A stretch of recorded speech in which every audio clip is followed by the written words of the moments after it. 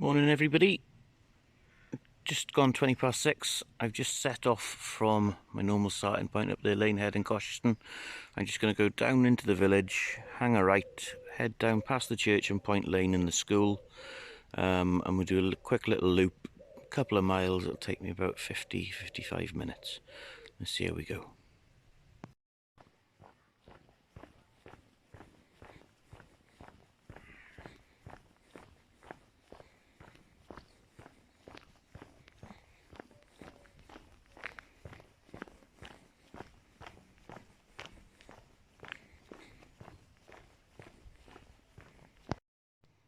Okay, I'm a couple of 100 yards down the hill here from Cosh Cross, and you get to this point here, it's called West Lane.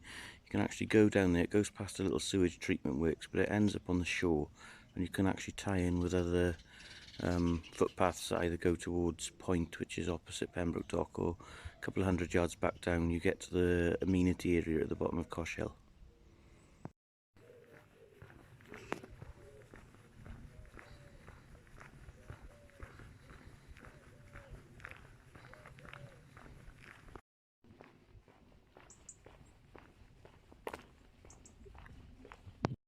Okay, I'm onto Point Lane proper now. The property you can see just down there is West Farm, so we've just come past that. We're just onto a normal farm track now, which takes us down Point, and then we're going to head towards Ringley Wells. Okay, I thought I'd just stop in the gateway here and just show you the panorama. Down there is Cosheston Pill, or the creek as we know it locally. We'll swing around right-handed. The land in front of us is a place called Bangerston.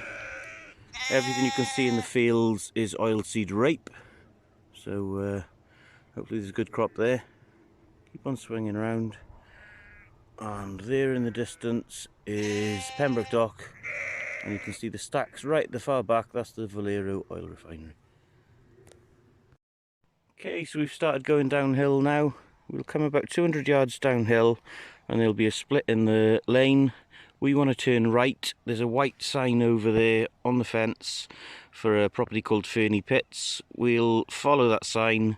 We'll go up the hill to a few farm buildings and the lane will turn left. We'll go downhill again and into the woods.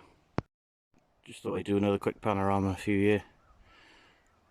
Down there is Pembroke Dock. Waterloo is in the immediate foreground with some of the industrial units. Valero at the back there. We could keep on swinging around. It's the mighty Cleddau, with the Cleddau Bridge going over to it. We come back this way. The white tanks that you can see there in the distance, that is the V Potts oil storage facility on the north side of the haven. And I can zoom in even further. In the far distance you can see a couple of oil tankers on the jetty there for the refineries. Okay, so we're dropping down into the woods now. The path goes across the front of three properties. That's Fernie Pits, Ringley Wells and Farthingwood Lodge. The path is probably a couple of 100 yards just up the bank from the river, and the properties are in between.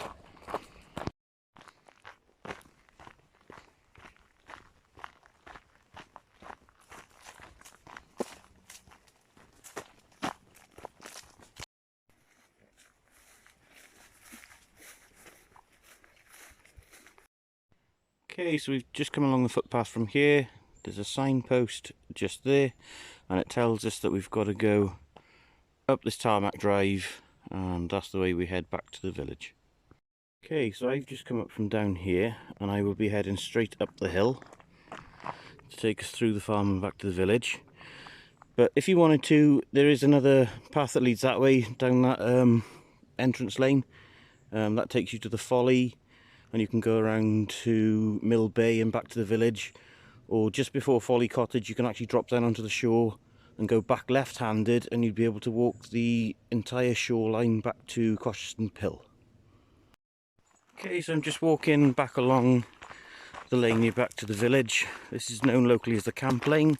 It's because somewhere in the fields down here during the Second World War there was an army camp. So we'll be going through the farm buildings of Home Farm, and then it's probably 400 or 500 yards, and then I'm back to Lane Head.